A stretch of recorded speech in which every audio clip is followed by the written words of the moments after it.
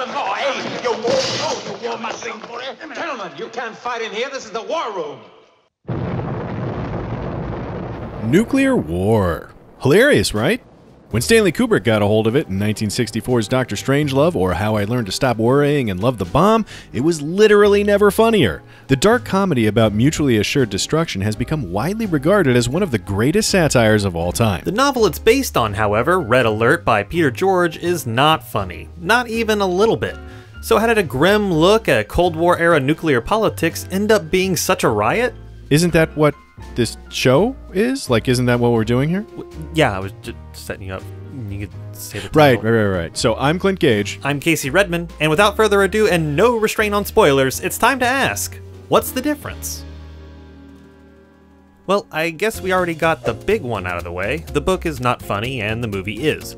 In the most general terms, the book and the movie are about an Air Force commander launching a full nuclear assault on Russia, and the resulting race to call back the bombers. Most of that story makes it onto the screen. The details, however, are almost all different, which makes this a fascinating study in satire. How similar elements get a little nudge one way or the other, and all of a sudden a terrifying story about nuclear war becomes a political satire for the ages. To start with, the book and the movie both open with airplanes refueling.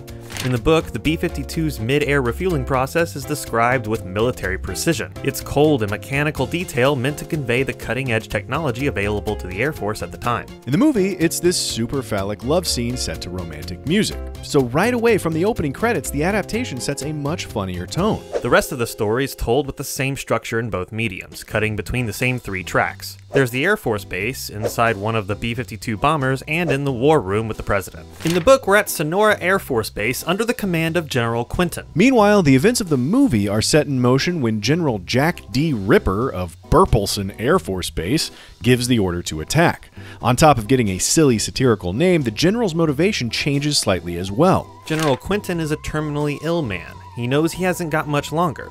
He's also convinced that Russia has just been biding their time since World War II, waiting for a confluence of their own advancing weapons technology and a relaxation of American foreign policy to strike.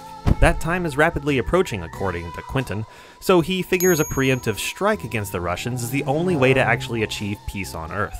General Ripper uses most of that same reasoning. He even uses the same quote by Clemenceau as his novel counterpart, about war being too important to be left to the politicians.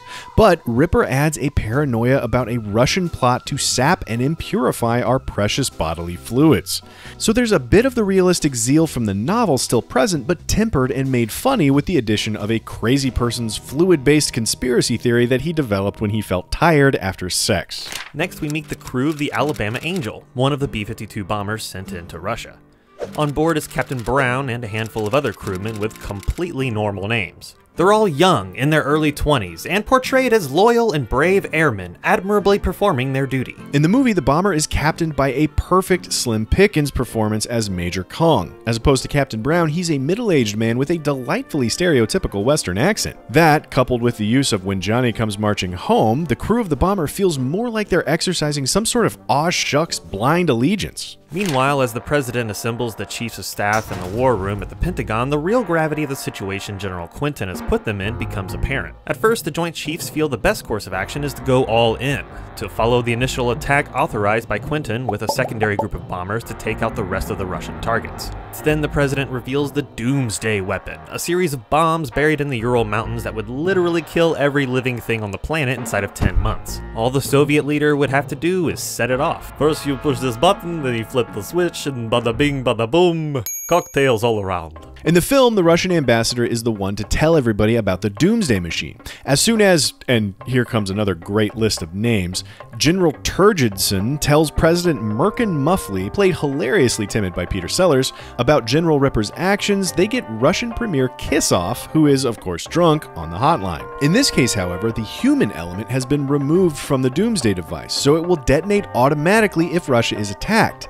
The titular Dr. Strangelove himself points out the whole idea behind the Doomsday device is pointless if they don't tell anybody. Why didn't you tell the world, eh? And a quick note about Dr. Strangelove, not only is he a second Peter Sellers character, he's not in the book at all. There are some nuclear experts in the room, but none are as significant a character, much less a wheelchair-bound German defector whose right arm is still a Nazi. Whoa! But once again, we see a disturbing scenario made funny simply by the fact that a world leader just hadn't mentioned his globe-destroying new weapon yet. As you know, the Premier loves surprises. Once everyone agrees an attack on Russia cannot be allowed, the race is on to find the recall code, a 3-letter prefix that must be in front of any transmission sent in order for the bombers to even receive it. In the book, only General Quinton and 2 other officers know the code, but Quinton sent them both on a hunting trip ahead of his attack. In the movie, it's literally just General Ripper that knows the code. Like his book counterpart, he puts the base on complete lockdown, cutting off all communications and ordering his men to fire on anybody who approaches the base. Also in both mediums, the president orders an attack on the base in an attempt to retrieve the recall code prefix. As the base is attacked, Quinton remains locked in his office, holding his second-in-command Major Howard at gunpoint. The fighting outside on the base is brutal, and many men die on each side of the attack. But for Quinton, the defense of Sonora Air Force Base is just to buy time. Once the bombers are close enough to their targets, Quinton calls for a ceasefire, thinking it's too late for anyone to stop his plans. Confident he succeeded and equally confident he'd go insane living with the knowledge that he'd killed tens of millions of people, Quinton kills himself. Sitting quietly at his desk, secure in his belief in the afterlife and that he can answer for things he's done, he takes a last look at some photos in his wallet, presumably his family, and he shoots himself in the head. Ripper is much more active in the defense of the base, firing a machine gun from his window, enlisting help from his second-in-command, yet another Peter Sellers character, a British exchange officer named Group Captain Lionel Mandrake. Ultimately, Ripper is devastated by his troops' surrender. It's in this moment, knowing he couldn't hold up being tortured for the recall code, that he calmly walks into the bathroom and shoots himself. But while the base is being attacked, the men on the Alabama Angel are performing acts of wartime bravery that rank right up there with any fictional soldiers. The B-52 is attacked by radar-guided rockets, fighter jets, and missiles, each time sustaining damage and casualties. Their CRM-114 transmitter, the device that would receive the recall code, is damaged, and they're leaking fuel, but Brown continues stoically on the mission. In the film, though, the bomber crew has only one missile to deal with. While the plane sustains damage to its CRM-114 transmitter, Kong and his crew survive. They quickly discover they can't make it to their primary target, however, so they decide to go to an alternate target they actually can make it to. Ultimately, the recall code is deciphered from scrawling notes made by the base general. In the book, it was Quinton's obsession with peace on Earth, so Major Howard figures the code would be some combination of POE. In the film, Mandrake finds notes about peace on Earth and purity of essence, because, you know, the fluid stuff that Ripper was into. For security reasons, Howard boldly demands to talk directly to the president himself, while Mandrake has to convince a guy named Bat Guano to let him make a phone call to the Pentagon. Another silly name and another satirical nod to bureaucracy that will probably end up killing us all. While the recall code worked for most of the planes, President Merkin Muffley discovers one bomber made it through. While they are able to tell the Russians where the plane is headed, they don't know that Kong diverted the bomber because of the damage sustained. And so Kong and his crew easily make it to the target and drop the bomb in what has become the most iconic guy rides a nuke like a cowboy shot in film history.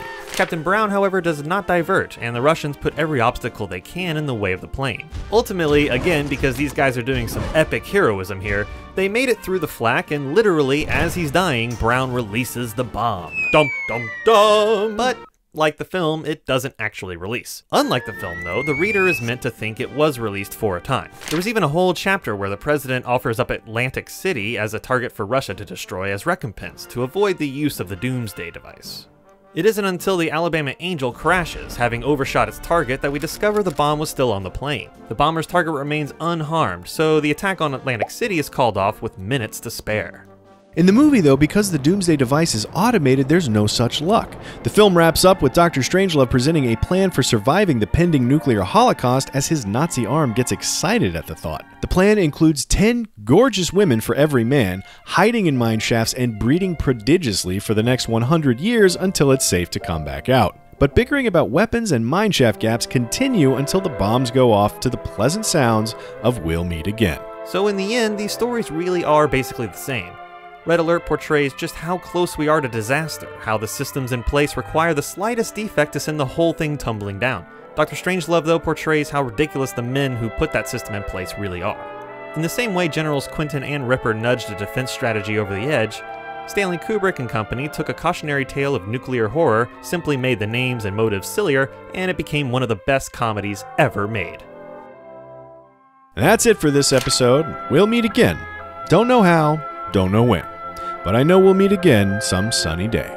As long as you subscribe to CineFix, which is exactly how the song went.